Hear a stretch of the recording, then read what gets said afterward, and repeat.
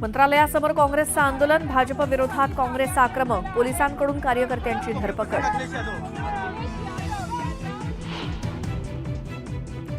बीड प्रकरणात कुणीही मास्टरमाइंड असेल तरीही कारवाई होणार, जे कोणी गुन्ह्यात संबंधित असतील त्यांच्यावरही कारवाई करणार, कुणालाही सोडणार नाही, मुख्यमंत्री देवेंद्र फडणवीसांचं आश्वासन.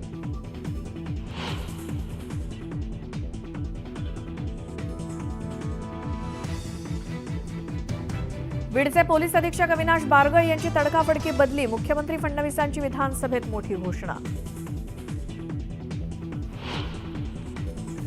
परभणीमध्ये अतिरिक्त बळाचा वापर केल्यानं पोलीस निरीक्षक अशोक घोरबांडवर निलंबनाची कारवाई, मुख्यमंत्र्यांची माहिती तर सखोल चौकशी करण्यात येणार असल्याचं केलं स्पष्ट. परभणीत संविधानाची प्रतिकृती तोडणारा आरोपी मनोरुग्णानं शहराची शांतता बिघडवली, विधानसभेत मुख्यमंत्री फडणवीसांची माहिती. बीड प्रकरण, धनंजय मुंडेंना भोवण्याची शक्यता, खातेवाटपाआधीच धनंजय मुंडे विरोधकांच्या निशाण्यावर, भाजप केंद्रीय नेतृत्वाचीही नाराजी असल्याची सूत्रांची माहिती.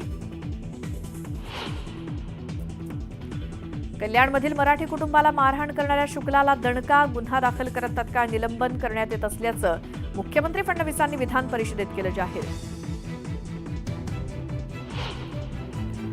कल्याणमध्ये मराठी भाषिकाला झालेली मारहाण संतापजनक, मराठी माणसाला दाबलं तर महाराष्ट्रद्रोहाचा गुन्हा दाखल करा, आदित्य ठाकरेंची मागणी. कल्याणमधील मराठी कुटुंब मारहाण प्रकरणी 2 आरोपींना बेड्या, कल्याण पोलिसांची कारवाई, परप्रांतीयांकडून करण्यात आली होती मारहाण. संजय राऊतांच्या भांडूपमधल्या घराची रेकी, 2 संशयास्पद व्यक्ती रेकी करत असल्याची माहिती, राऊतांची सुरक्षा वाढवण्याची मागणी.